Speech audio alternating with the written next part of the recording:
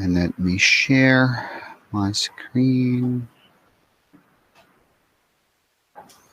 to share a window.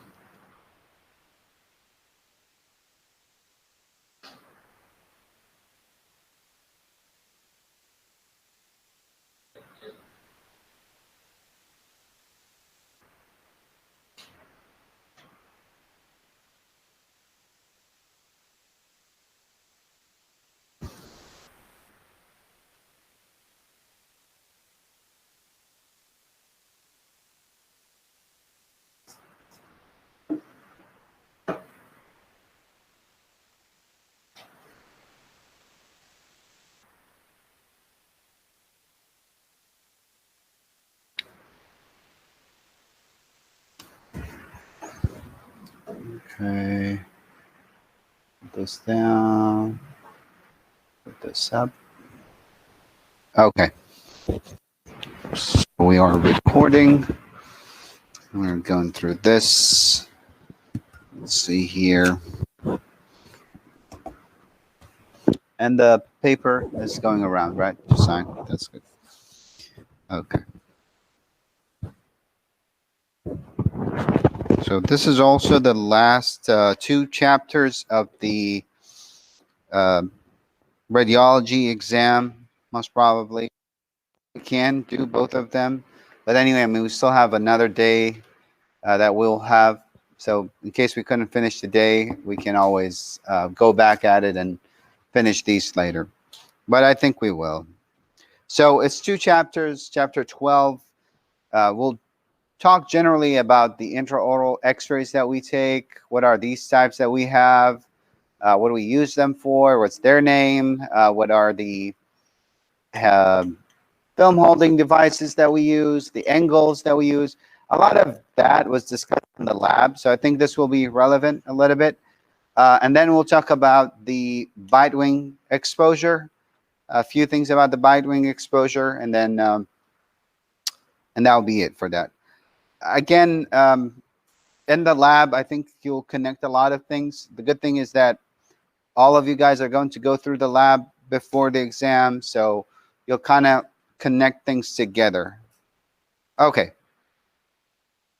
So in general, which I explained in the lab, we have 2 types of X-ray taking. You know, if we're thinking where we're placing the film. One where we place the film outside of the oral cavity, like when we are taking panorex, a pano exam, you know, the big machine that turns around you, right? And one where we put the film in the mouth, and that's what we are mostly taking in the lab. We're definitely going to take also the other one, but for now we're focusing on the one where we have the film inside of the patient mouth. So the first one, when the film is outside of the patient mouth, we call it extraoral X-ray. And the one with the inside of the patient mouth, we call it intraoral X-ray. Exactly. Extraoral and intraoral.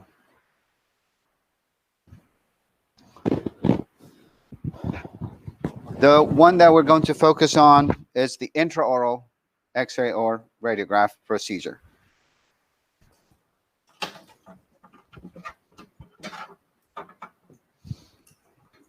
Okay, so when we're thinking about the intraoral procedures, we have 3 types of X-rays that we take, or 3 types of exposures that we take, and we're going to talk about each one of them a little bit by a little bit.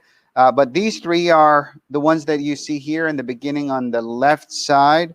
So what are these? Periapicals, exactly. So these are periapical X-rays. So that's one. The one that you see here in the middle is what? Bite wings. So, and then the last one is, anyone? Well, that's a good name. Why not? What surfaces we're looking at? Occlusal. Yes, occlusal. Exactly. Occlusal X-ray, which we don't take that often. So let's take a look at these 3. You see that periapical we abbreviated with a PA. So from now on, a P, that's it. You know, it's a periapical. The bite wing, BW, and occlusal, just occlusal. Now let's take a closer look at the periapical. So the periapical, as you can see, are we seeing two arches or one arch only? One arch, right? Are we seeing on the whole tooth? The whole tooth. So, and the roots, right? And a little bit beyond the roots. And that's where the periapical means around, and apical or apex is the end of the tooth, of the root. So it's the X-ray that will show you the area that is at the end of the roots, right? So we can see it. You can see the whole tooth from the crown all the way to the apices, right? This is the periapical, what do they call it? Radiograph, or there's a word that I want to say, exposure, for example. And usually we take that when, again, when the patient is feeling some kind of pain in their teeth, where we want to further diagnose and see if there's any infection that is happening beyond the root. So there may be an infection in the pulp. And then we have a periapical abscess, which is something that happens on top here, the root, where we have an infection and we have bone destruction. So usually we take these for that reason. We see the whole tooth, we see beyond the root a little bit, and that's why we call it periapical. As you can see, for anterior teeth, the one here, we take it vertically. And again, in the lab, you'll notice that more. And for posterior teeth, we take it usually horizontally, right? Periapical. The next one, which is the bite wings, as you can see, both arches this time. It's not just one arch. So we're looking at two arches.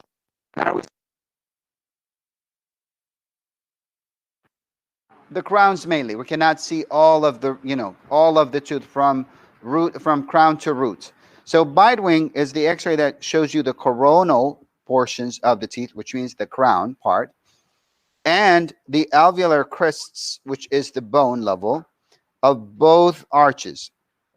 So it is a great way for us to see the level of the bone as well, to see if there is any bone destruction that is happening, to see if there are any sublingual calculus that we couldn't see and we missed, and definitely to see also what interproximal caries that are between the teeth that we cannot see regularly. So bite is a great way for us to diagnose these interproximal cavities, to see under the gum for sublingual calculus, and also to see the bone level. Okay? And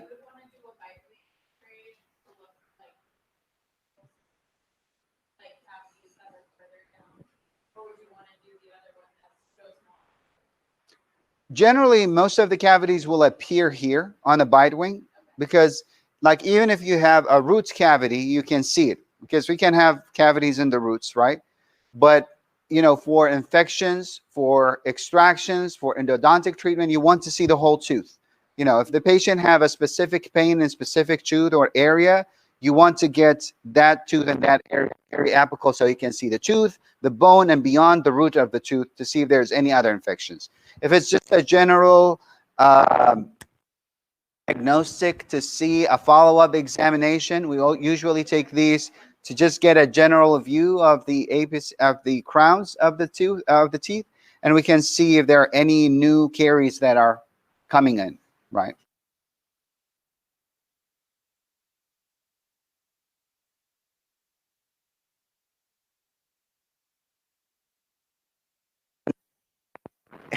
A year of working in the office, you might not see any. I mean, not even a year, maybe, I don't know, 10 years. I mean, if you don't work with a surgeon, an oral surgeon, most probably you're never going to see this.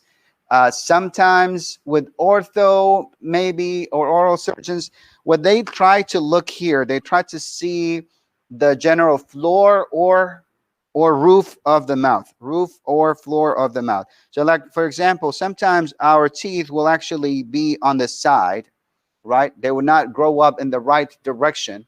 And to be able to find them, we want that shows us the whole floor of the mouth or the whole roots of the mouth, roof of the mouth, and we take an occlusal X-ray, so we can see the whole floor. So if there's a tooth in there, or maybe sometimes for the what they call these salivary gland stones, or if there's something impacted in there, we can. Again, it's not that much often used. A lot of times we use panoramic pinpoint things. They would use that. So it's rarely focus on it much. But you guys are going to take it anyway in the lab. So you're going to get exposed to it.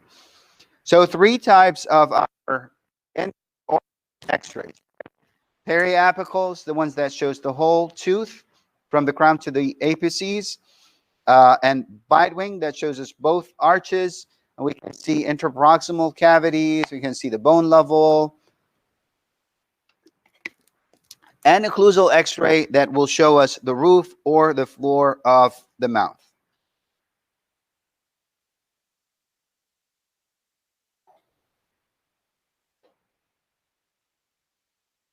So it looks like we have an extra picture here.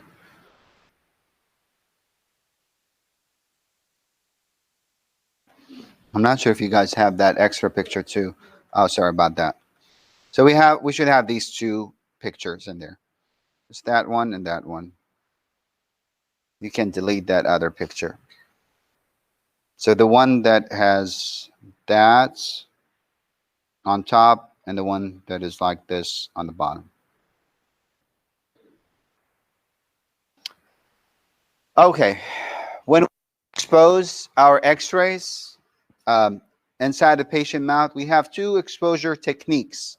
How, when we meaning technique, what is the relationship between the tooth, the film, and the radiation that is coming? Are they parallel to each other or they are not? So that's why we have 2 techniques. One technique is called paralleling technique, and the other one is called the bisecting technique. So from these pictures, which one is the parallel technique?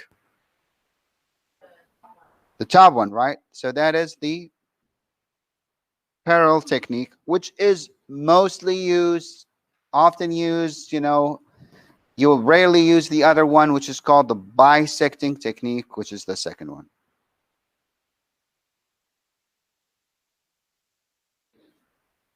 So if we're looking here at this picture, let's talk about the paralleling first. Taking a closer look at this picture here. We have the film here, right? It can be sometimes we call this image receptor to be more general because it can be a film, it can be a sensor, it can be a phosphorus plate, right? Anyway, we'll call it a film, right? We have the film, we have the tooth, and we have this is the cone of the X-ray, right? That's where the X-ray coming from. So the film in relationship to the tooth is what? The film to the tooth is what? Parallel, right? So here the film and the tooth are parallel in this technique. And the paralleling technique, to actually use a paralleling technique, you want the film and the tooth to be parallel to each other. And when we say the tooth, it's the long axis of the tooth to be more specific, but let's say the tooth. And the X-ray that is coming here from the cone should be what? Perpendicular on both of them, to be more specific, actually, on both. Because anyway, they are parallel. So let's say on film, but it's on both as well.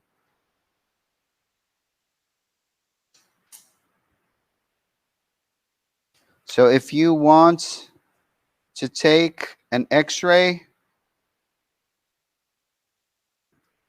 that is on using the paralleling technique, you want to have your film parallel to your tooth, and you want your X-ray to be perpendicular on them.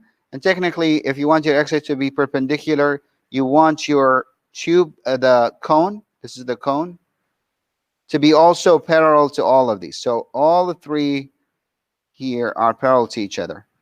That's easy, right?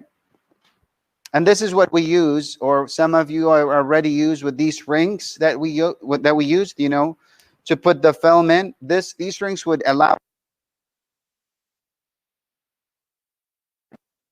So you always have to think about that when you're placing your film with these holders. These are to keep you parallel to your tooth. The other technique is called the bisecting technique. And now I need to explain this a little bit more here. So we see the film here, right? And we see the tooth here. So you can see this time the film is touching the tooth at the end and making an angle with it, right? There is an angle between the tooth and the film. So they're not parallel to each other, right? And then we draw an imaginary bisecting line that bisect that angle in half. I mean, you don't need to draw it. You have to imagine it when you're taking the X-ray, right? And then you want to make your X-ray that is coming from the cone perpendicular on that imaginary line. Does that make sense? So we are, you know, technically, the bisecting X-ray is the X-ray that is perpendicular on the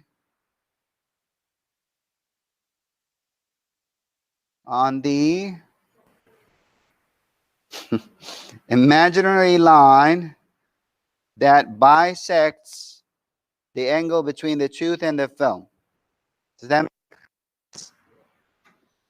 The bisecting technique, when you do it, when you use it, your film and your tooth is making an angle, and you have to aim your X-ray to be perpendicular on a line that actually bisects that angle between the tooth and the film. And that's how you get your bisecting technique. Does that make sense? A little bit harder, definitely, because you have to have better imagination on how you're going to put your cone relationship often anyway.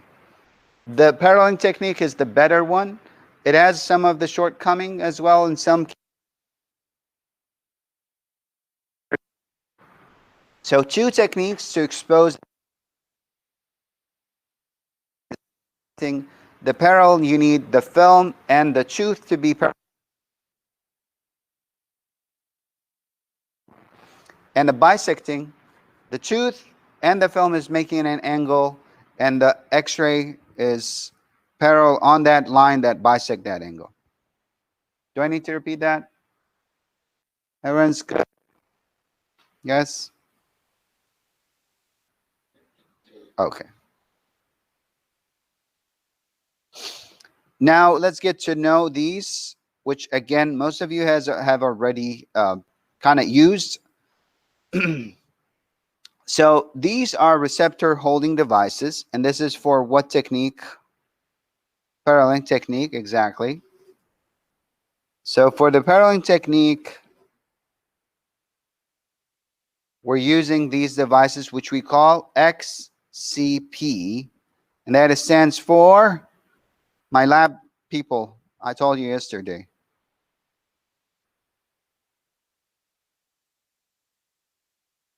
Well, P is for what? Paralleling, right? What are we trying to make parallel? The cone. So extension cone paralleling. XCP.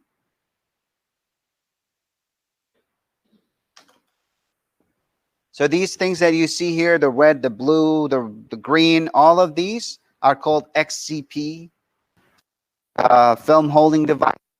We use them for what technique? The technique, right? And XCP stands for extension cone paralleling. Now, let's see what anterior. Is it used for posterior? Do we take PA or bite wing with it? Okay, that's why we have that table on the bottom. So the blue one, is it used for anterior or posterior? Anterior. Do we take PA or bite wing with it?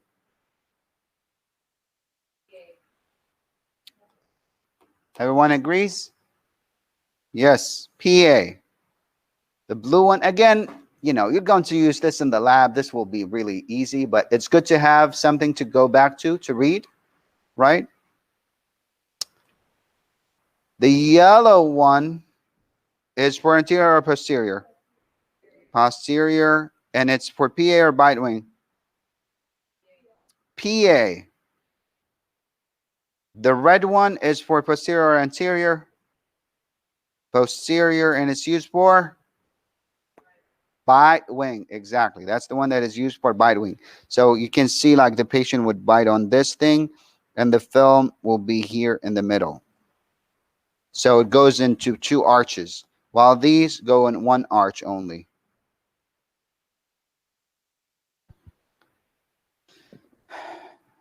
Now I'm going to move from the green one to the multicolor one. So this can be used for all, right? It can be used for all, and definitely based on these colors as well. So the blue connection would be used for anterior teeth, right? This would be for anterior. Technically, this would be for posterior bite wing. And then you have the yellow one for posterior PA, right? Same as the other colors. That's what we're going to talk about, right?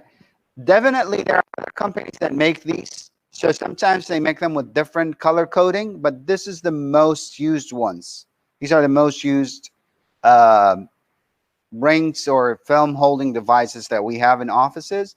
But other devices kind of the same. They have a ring and they have a film holder or bite block, and then, you know, let's use the same. There are some of them that you can actually, it's just one and you can just flip it in different ways where you can do it anterior, posterior, or bite wing with just one set, you know.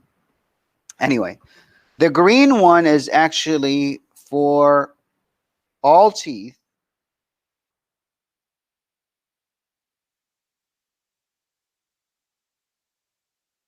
And it's used for PA. But this one is special because this is for endo, which is the endodontic work. So put all and then put endo next to it. Endodontic treatment. Within the endodontic treatments, we use files.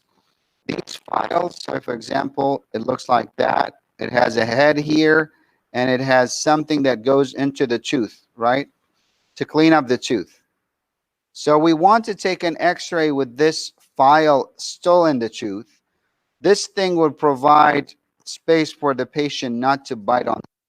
I know it doesn't make sense that much now, but I think it'll make sense a little bit later. Anyway, it's just that because for endodontic treatment, we use files, and these files will extend above, you know, on the tooth, and we don't want the patient to bite completely. You know, if we want to take X-ray, we usually ask the patient to bite.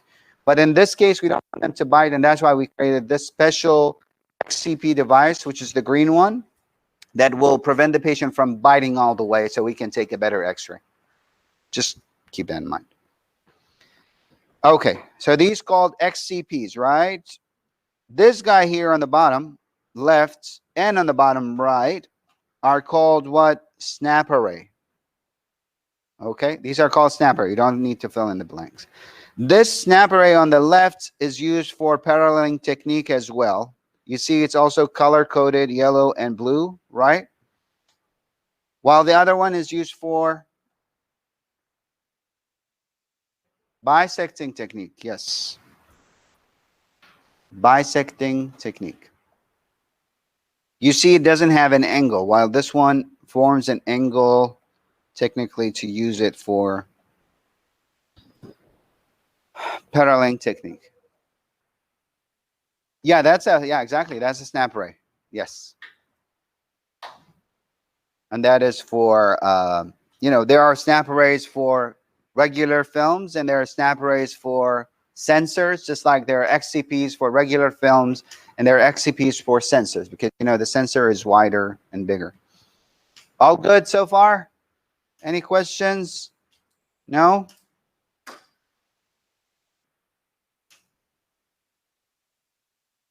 Okay.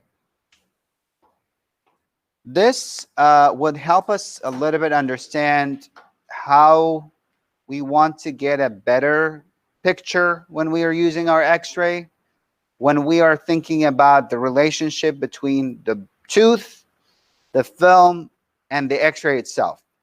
So for example, do we want, well, will it be a better picture if we have the film closer to the tooth or not? Will it be a better picture if we have the X-ray away from the tooth or closer to the tooth or not? Okay. And will it be a better picture if the, what is the other thing, for example? Well, these are the main things. You know, what makes a better picture? Again, in relation to the tooth, the film, and the X-ray source. So when we're going to talk about this, I want you to know that the target is actually, wait a second, is the anode, which is the source of radiation.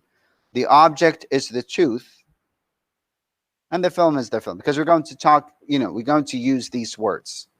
We're going to say a target, object, and film.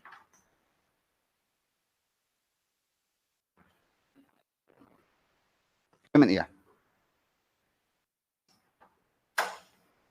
Target, that is the anode. I'll show you a picture of that. That is the source of radiation.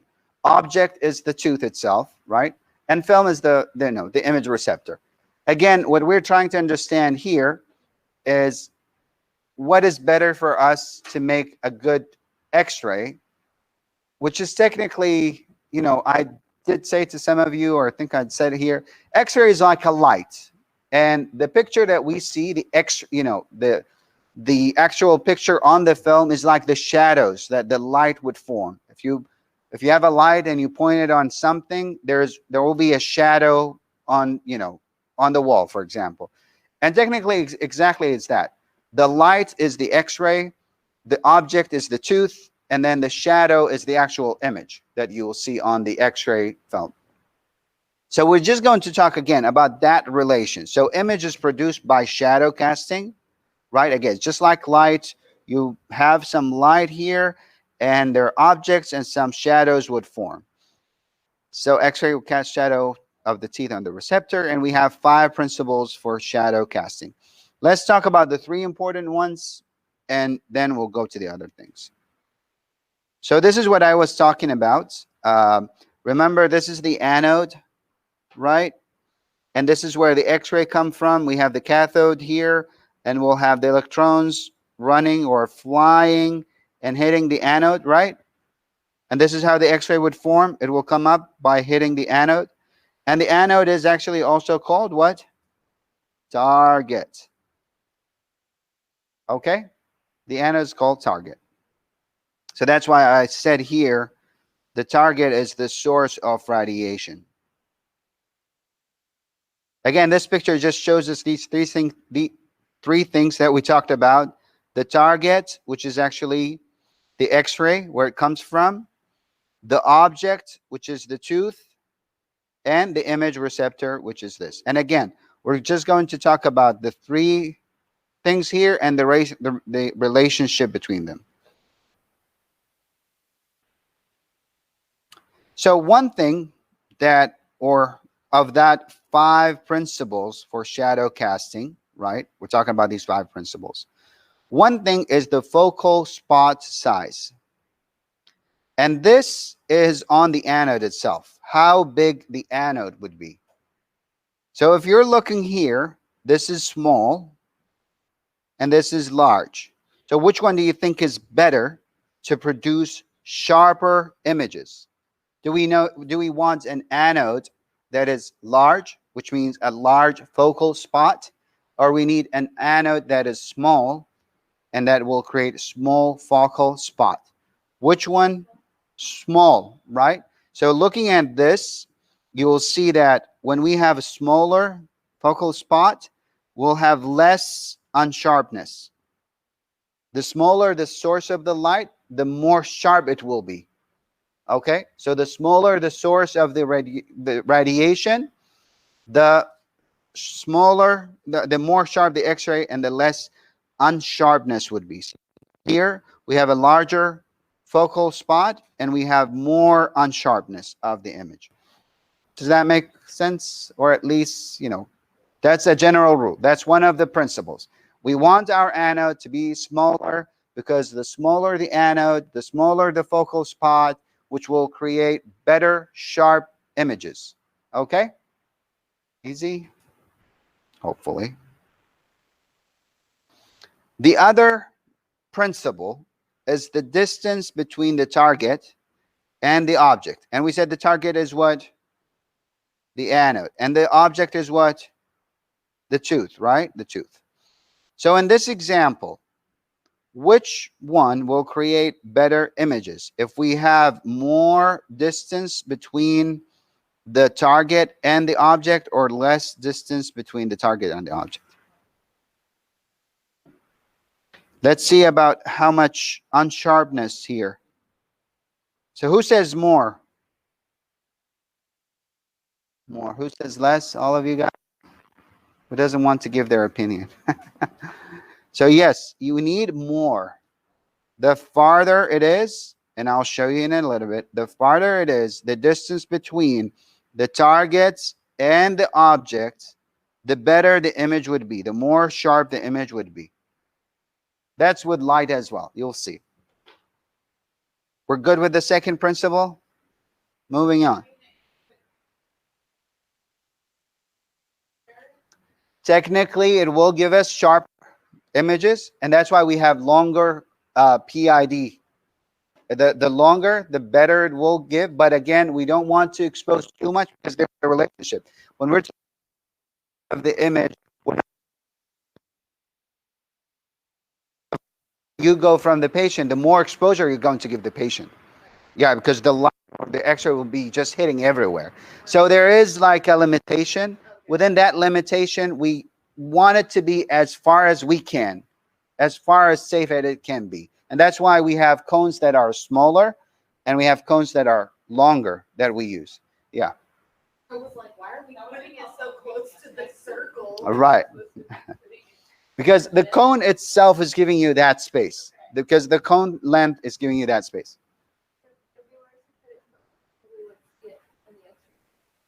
You will see the ring, the cone. Well, it will be more, it will give more light, for example. It will give more X-ray, so it will cover even more areas. So most probably you'll not have a cone cut if you have it further, because it will cover more areas. The ring? Well, the ring is, we want it to be closer to the patient, because we don't want to give more. Again, differentiate between, you know, saving the patient and not exposing it too much, and the principles in general. We're talking about principles. Generally, it's better to have the X-ray source a little bit more further. So if we have the option to have closer distance, you know, of the cone, or longer distance of the cone, the longer distance will create better X-rays. Right.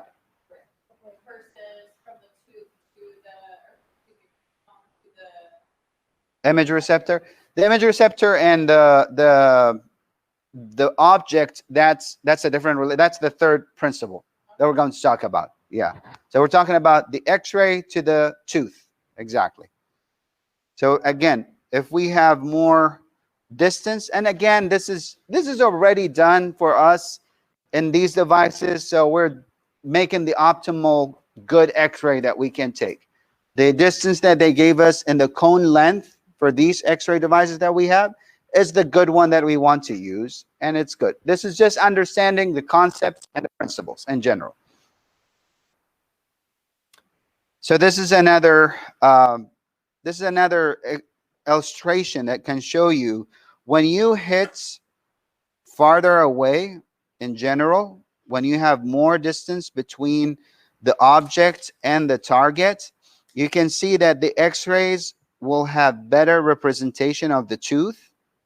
right? When you are closer, you have bigger tooth. Let me change this color here. See, this is closer, and you see how it projects much bigger tooth, while the one that is further will project kind of the right size of the tooth. Does that make sense? Yeah. Again, just as principles. The last principle is the object to film distance. The object is the tooth, and the film is the sensor, right? The image receptor.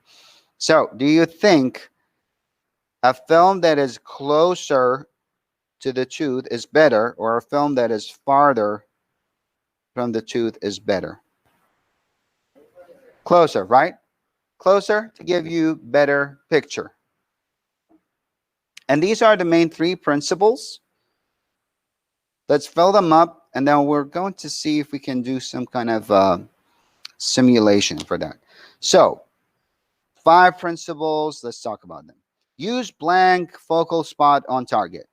Small, right? Or the smallest, smaller.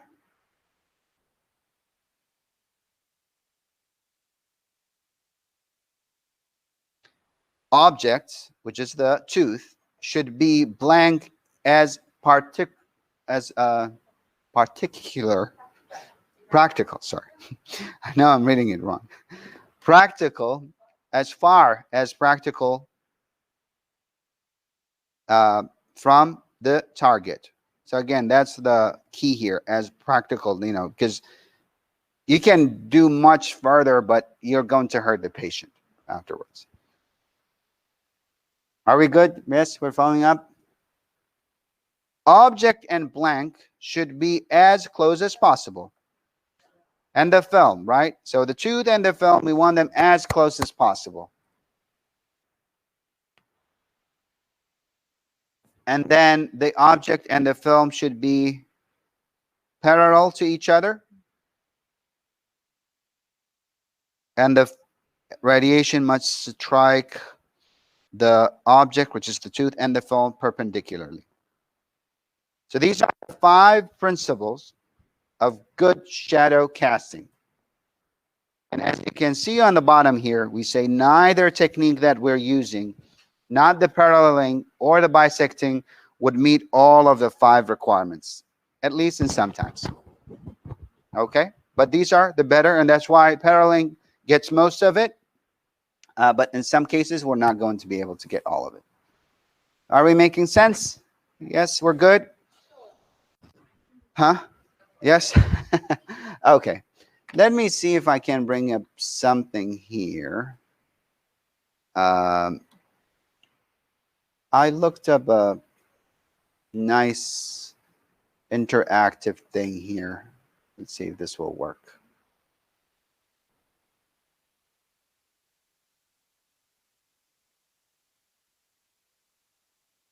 So I think I share the screen. Chrome tab, light and shadow. Okay. So if we're looking at this, hopefully we'll try to get why we want these rules to happen. So what is this thing here technically? The cone, exactly. That's where the X-ray coming from, right? And what is this thing? The tooth, or the, yeah, exactly, the tooth. And then what is this thing here? The sensor. So we said that the tooth and the sensor should be as close as possible to each other, right? So see, if it's far away, the tooth image is what? Enlarged, right? The closer that you get to it, the more that you get it the right size, the actual size of the tooth, right? So the film and the tooth, the more that they're close to each other, the better that you can have an image. That is one principle, right? Another principle that we can see here as well is the distance between the target and the tooth, right? So we said the farther, the better, right? So here we're at the farthest point that it's allowed here in this And you can see again, we have really good representation. It's almost the same size. So if I get this closer and closer, you can see how big it's becoming, right? So that is why. Again, it's just like light. And the other one I cannot really represent in this, at least. You know, the smaller the focal point, the better it is. But technically, I mean, you know, you can see maybe this smaller, the better, because, you know, again, you'll have a better representation of the actual image of the tooth. Okay? Hopefully that was a little bit more helpful. So I'm going to go back and share here.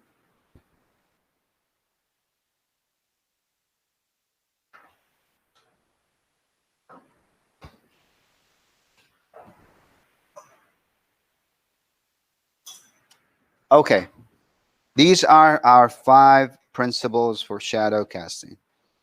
These are all pictures so we can understand this better. Now, the sizes of the film, definitely it depends on the patient age. It depends on the size of the oral cavity, the shape of the arches, anatomical limitation if they have tori or not, the patient ability to tolerate sometimes the receptors because they're bigger or smaller. But I mean, generally, the film sizes, well, we know that film sizes are from 0 to 4, as you can see here. We have 0 to 4 sizes. The kid's size, guess what it is? 0. 1 can work as well, but usually we use 0.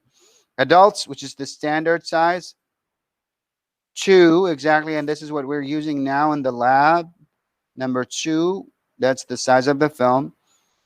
Adult occlusal, 4, right? So we have a film that looks like this, big film, to take occlusal X-rays. Remember these X-rays that we take the floor of the mouth or the roof of the mouth? We need a big one that the patient bites on all of it. So they bite on the whole X-ray film.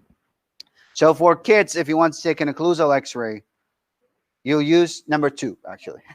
Most of the time, yeah, number 2 would be enough. Size 2 will be enough for kids. Oh, that's 2, not 4. They are rarely used. You can see they have different measures. Like you can take a longer bite wing with number 3. You can see more of the teeth. And same thing with number 1. You can see a little bit more, like for kids, but it's rarely used. I haven't seen them used, honestly. Like we have, I think, examples of them in the lab to show you. What I was looking at, there's like size 1 and size 2. Right. So I was thinking it was 1 and 2. Oh, for the sensor, I need to check. Maybe actually it's 1. There was a couple size 1. Yeah. There's a bunch of size 2s. I was like, I wonder if those are smaller. So if they are. They are smaller, definitely. Yeah, number 1 is I smaller thought they were for the kids. They can be 1 and 2, but usually 1 with, at least with the regular film, it's a little bit longer. right. Yeah, it's more taken to the vertical way. So these are the sizes of the films that we have, or film receptors that we have. Now let's talk about full mouth X-rays. So again, people that have been in the lab, we talked about this a little bit, but generally when we're taking X-rays of our patients, we agreed as the dental, community, when they came in and they say, well, if we want to take all of exposures of a patient's mouth, how many X-rays we're going to take? Well, first of all, they said it, they named it full mouth X-rays, which stands, or here, the FMS series or survey, or sometimes X for X-rays. FMS, full mouth survey series. Okay? So they said we're going to name it this way, and we're going to make 6 X-rays for posterior teeth, 6 X-rays for the other posterior teeth, and then we have generally 6 X-rays for what? Anterior teeth. Okay? So if you want to expose a patient, all of the patients want to get them exposed, all of them, you would take 18 X-rays. Okay? So you can see top part here. If we mount them, this is a film mount, and want to mount them to represent the patient arch. And we're going to fill it here. All of these are for molars, and this is the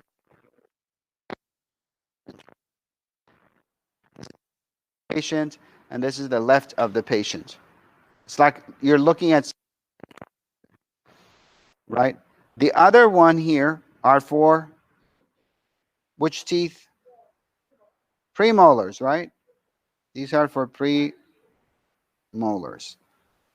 These here are for canine and lateral. These are for centrals.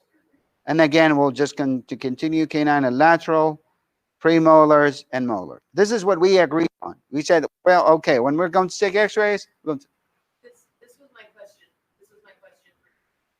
We were doing it on the computer. right. Left and right. Like, Yeah, click on backwards. for me. That's Yes, right. exactly. Because when we were doing it on the computer, they were like, it was like, right, no, like you lay it on the patient, so it's their right side. And I was like, no, because it was flip-flopped. Yes, I mean it's like looking at a person. Like you're looking at me. Your right is my left. Your left is my right. That's what I was saying.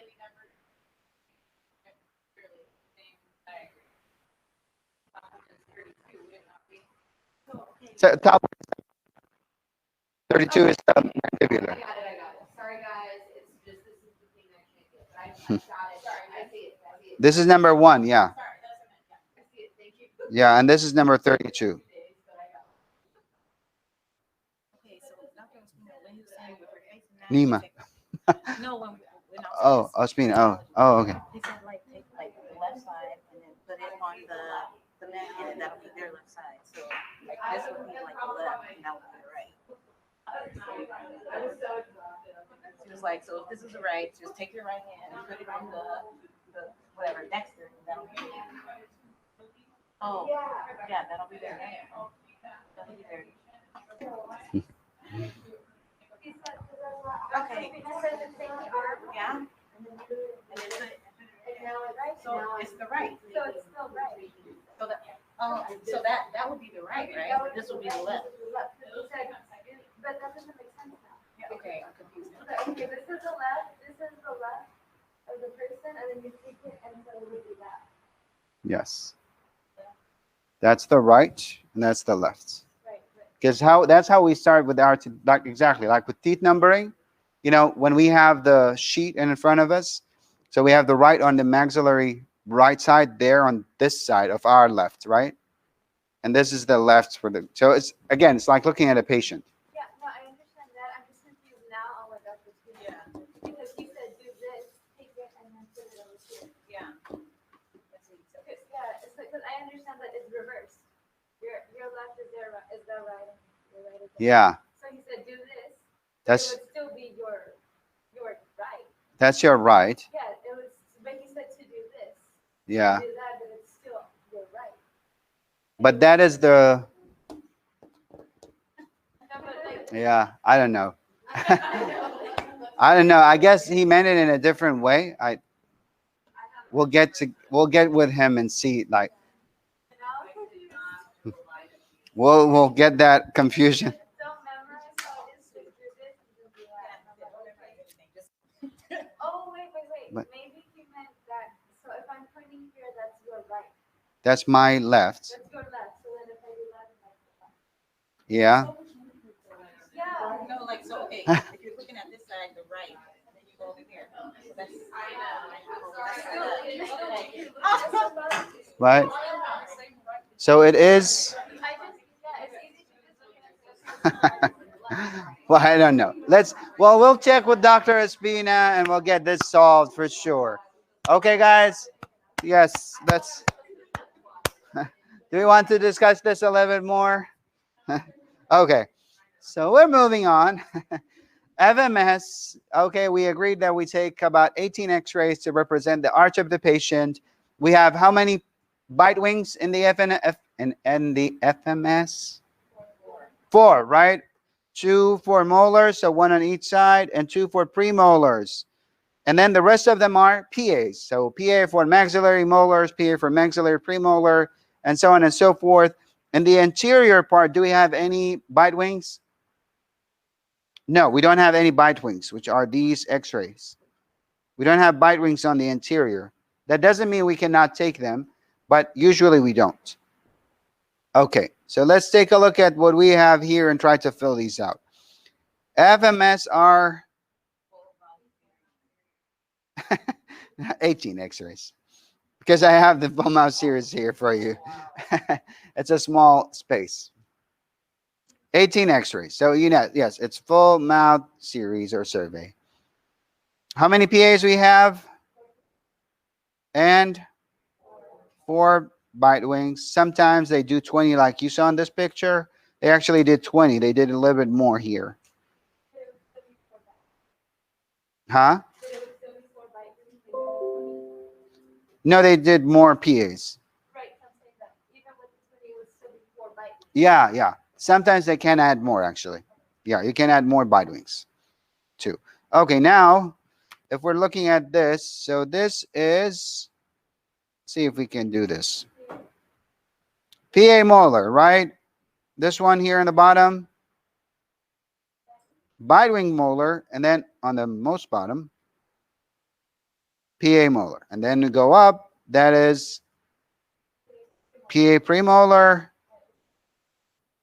bite wing premolar, PA molar. Remember, so like we have all of this section here for molars, right? The other one is for premolars. This one here on the anterior, and again, you can see how the anterior are vertically placed and the posterior are horizontally placed, right? So for this would be canine and lateral, that is a PA. And same thing, canine and lateral, that is a PA. Centrals, PA. Centrals, PA.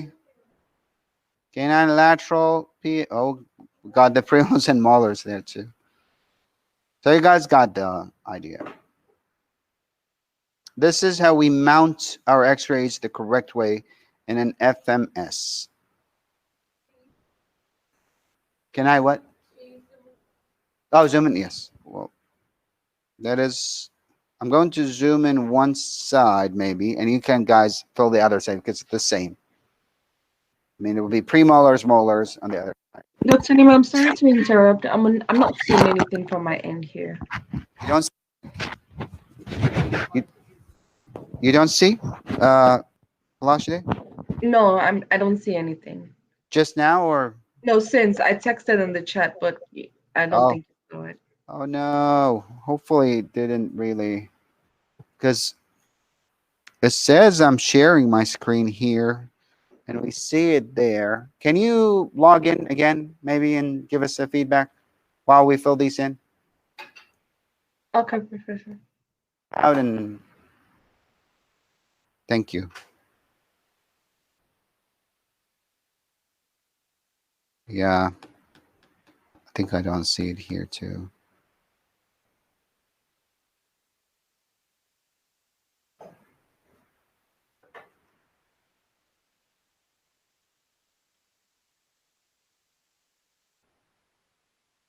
I see it now. Oh, you see it? Awesome. Hopefully it's recording.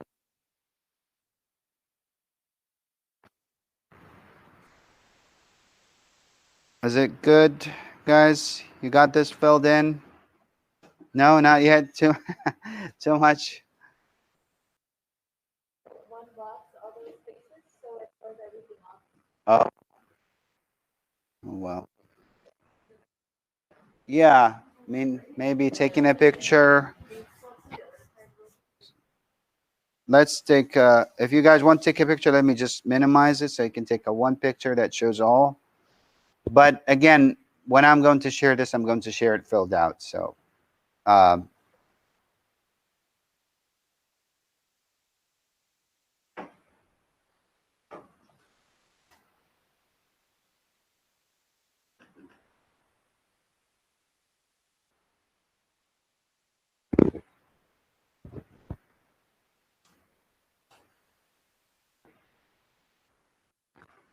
going to stop sharing for a second just to redo it. This is not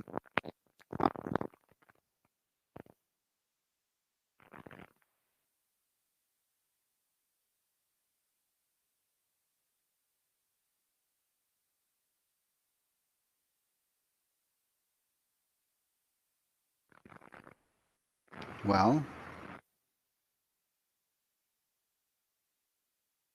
this one, guys, maybe again, if you took a picture, you can fill it out, and I will post the filled out version of this when we're done.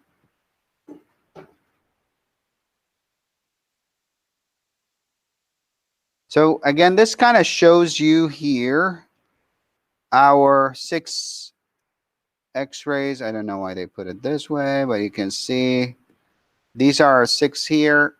These are our 6 here on posterior. And then we have the anterior here in the front. So we have, let's see. We have a molar PA on the maxillary arch that shows 3 molars, right? We want to see, so when you take an X-ray for molars, you want to see all of them. You want the second molar to be in the middle of your bite block, and you want your first and third to appear. Taking a premolar X-ray, you want to see definitely 2 premolars. Usually you get your second premolar in the middle, and maybe the edges of your film. So here in a premolar, where's the edge here? It's in the distal side of the canine, right? We're seeing just the distal side of the canine, and we're seeing the mesial side of the second molar. Okay? When you take a canine and premolar a lateral X-ray, you're seeing both of these, a canine and the lateral, and you're seeing half of the central incisor and half of the first premolar. So technically, like any X-ray you take, you put the teeth that you want to take in the middle, and usually half of the tooth on the one side and half of the tooth of the other side. Okay? And so on and so forth. And in the lab, this will be more clear as you're going to take the X-rays. So this is a good view just to get an idea of what we're doing and generally where we want to place the film to get the X-rays.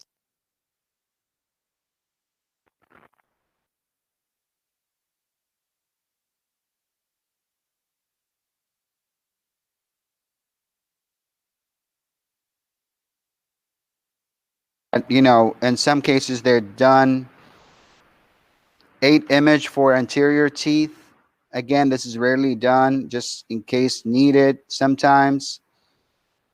And this is also 8 image survey for maxillary for mandibles. Just again, just an example that we can take more than the regular number. This is what I was talking about, the receptor placement. Again, make a lot of more sense where you're in the lab and working. So when you're taking centrals, right, these are the teeth. When you're taking centrals, where do you want to put your receptor? Behind the central and lateral, okay? Where are the edges would align with? So one edge will align with the mesial half of the canine on both sides, left and right. So again, if you take a look here, this is your centrals and your edges here. Let's change this. Your edge of the films are aligned with the canine on both sides. On here, the canine, on here, the canine. So mesial half of the canine on both sides. If you're taking the other exposure, the lateral and canine, definitely want it to be behind the lateral canine. And the edges align with the distal half of the central and mesial half of the premolar. And these other ones. So again, as I said, whatever X-ray you're taking, you're going to put it behind these teeth that you're trying to take the X-rays for, and half of the teeth that are next to them, technically. Any questions? This will be more, again, in the lab, but it's a good concept to understand. Because when you're going to take X-rays, that's what you want to think about. If I'm taking centrals, I'm behind the centrals and half of each side. Sometimes the anatomy will not allow you to do that.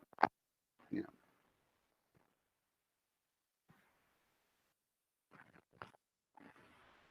said with that 8 image survey you said once ago 5 nights ago. This doesn't matter. This is just yeah. It's just that's just a description of this image. It's not a big deal.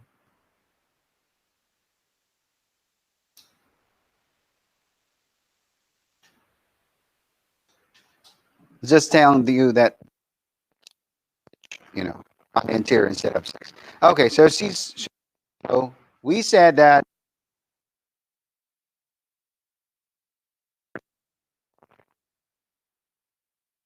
vertical, right? And for posterior teeth, horizontal, right? So that's why our X-rays on anterior teeth will look like that, and on posterior teeth will look like this.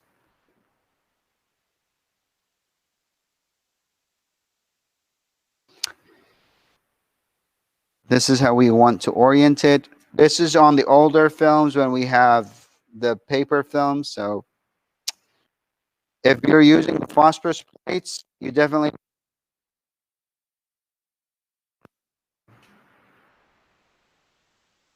faces the radiation source. And same thing with if you're using the sensor. The sensor, it has a cord, so definitely you don't want to put the cord in front of the X-ray. So this is just to place that inside of the holders that we have. It just makes sense, You don't want to put the wire in front of the X-ray. You want to put the wire on the behind side. So when you take an X-ray.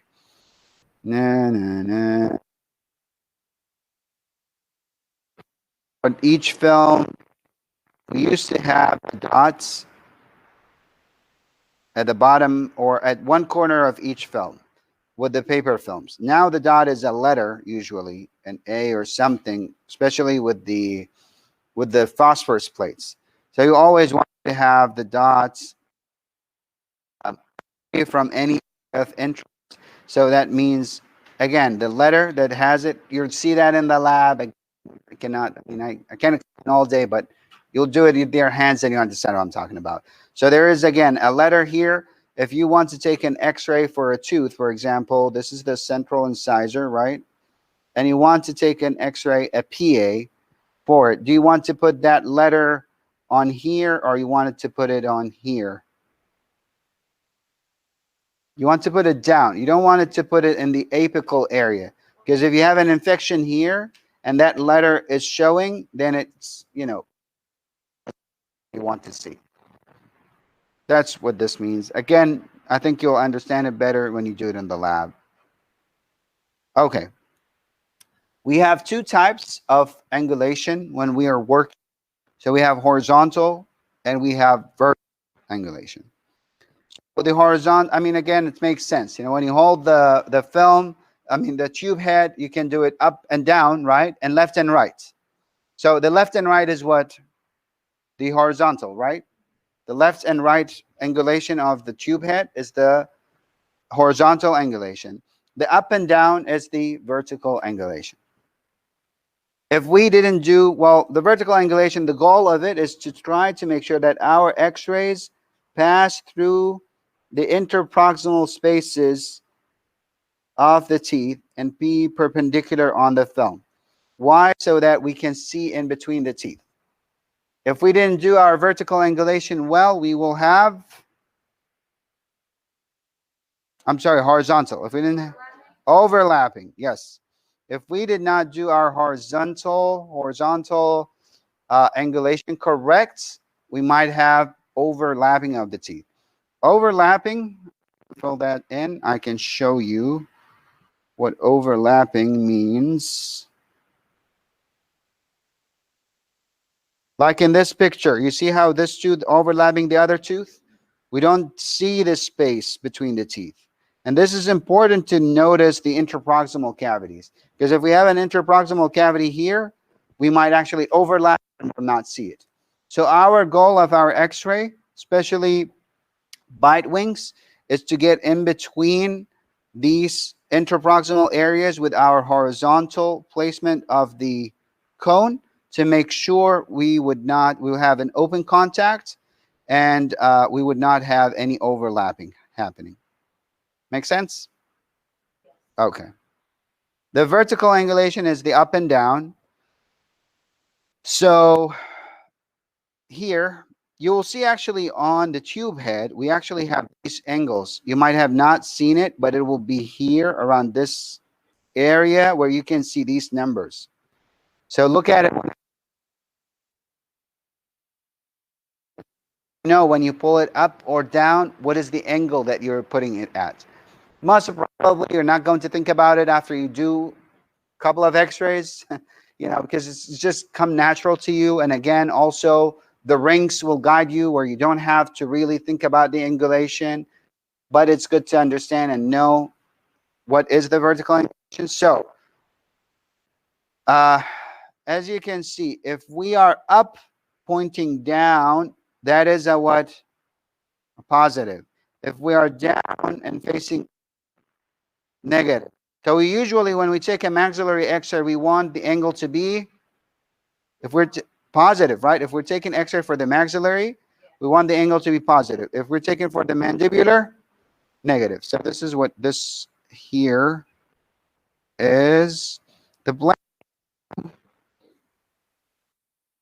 positive, right?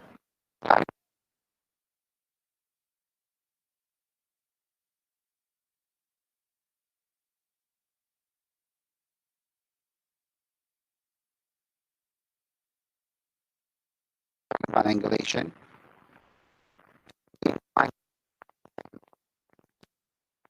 Before the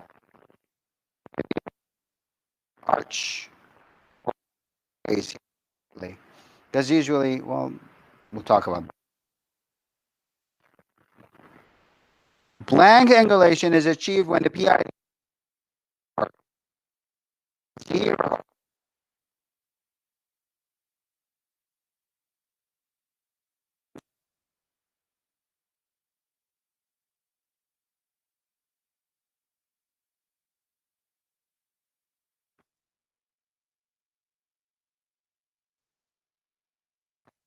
Again, I'll explain in now. So if you have something in here, right, that's an object, and you have a light here. And that light will, if you put it too up here, it can cause the shadow to be short, right? And you expose it, what will the shadow be? Long, right? So this is the shadow that is coming from too much angulation and too little angulation. It can cause elongation of the tooth, or it can cause foreshortening of the tooth. That is the vertical problem. So if you see that your teeth are longer than normal or shorter than normal, that is your vertical angulation. If you see overlapping, that is your horizontal angulation. Make sense?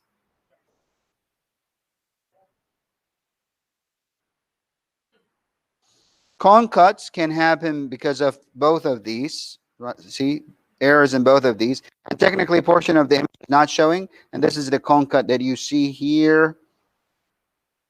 So technically, the cone of the X-ray is hitting here. So the film is not covered all by the X-ray, and we have part of the film that is not exposed. That is a cone cut. The film would appear white on one side with light.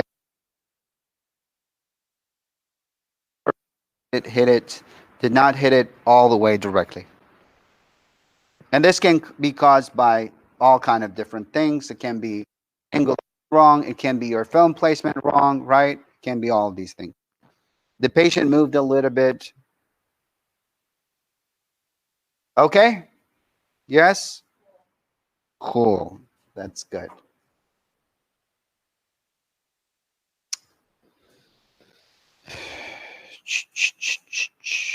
Okay. Patient positioning. When you want to seat your patients, you want them with their head against the headrest so they would not move too much, right? You want them to be upright, and you want your occlusal plane to be parallel to the floor. So which one of these planes is occlusal plane? C, right? C is the occlusal plane. And you want the mid-sagittal plane, which is AB, this line here from A to B, to be perpendicular to the floor. So when you're seating your patient, you want to have that relationship of these planes to the floor, especially when you're taking bite wings. Huh? Where did I put that? Oh, sorry. Thank you. We were just talking about that the other day. Yeah, and I do want to say, after all, English is not my first language, so it's so sometimes you'll see some mistakes. You can definitely correct them to me. I don't get offended or anything. I actually learn a lot. What did I put? Oh, oh. It wasn't right inside the frame. See, I keep making these mistakes. Plane with an E. That's why I don't judge you on that. Huh?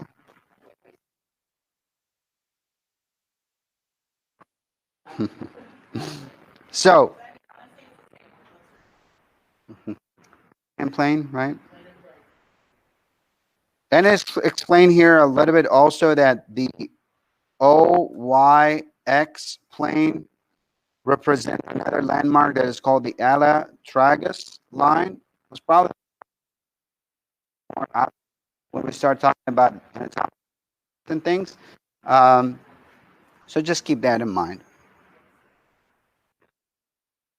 Okay, so prior to placing the receptor in the mouth, you definitely want to turn on the X-ray unit, choose proper settings, explain the procedure to the patient, do the oral inspection, remove appliances. So if they have any partial dentures, complete dentures, piercings, right, like tongue piercings and all of these things, they have any, glasses they're wearing, we would ask them, or, well, for extra oral X-ray, we would ask for other things also.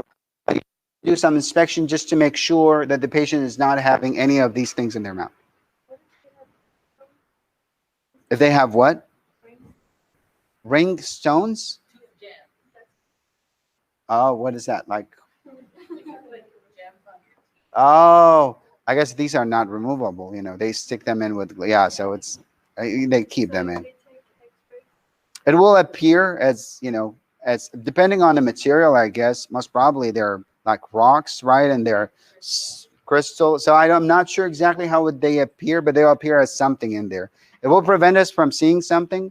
But if, for example, they have a cavity in that tooth and we want to really see it, most probably going to remove it, But we cannot really force them to remove it after. Yeah. Some people would not even remove their maybe tongue piercing, because it hurts them or something, or they have lip piercing or nose piercing that they cannot remove. So we work with what we have, but we try at least inspect just to make sure. And definitely we want to use the lead apron and the thyroid collar when we're working with our patients as our safety. These are our preparations. Did I repeat this? Let me see. Yeah, I think I repeated that one here. Yeah, it's the same. Then factors for the quality, definitely positioning the patient, the image, and setting the aiming the PI. Is that enough for today? Too much. Yeah, I was thinking that we're going to rush through this, or finish it faster, but it took our time, and there are a lot of important concepts to understand with this. So hopefully we did a good job. Let's stop. Huh?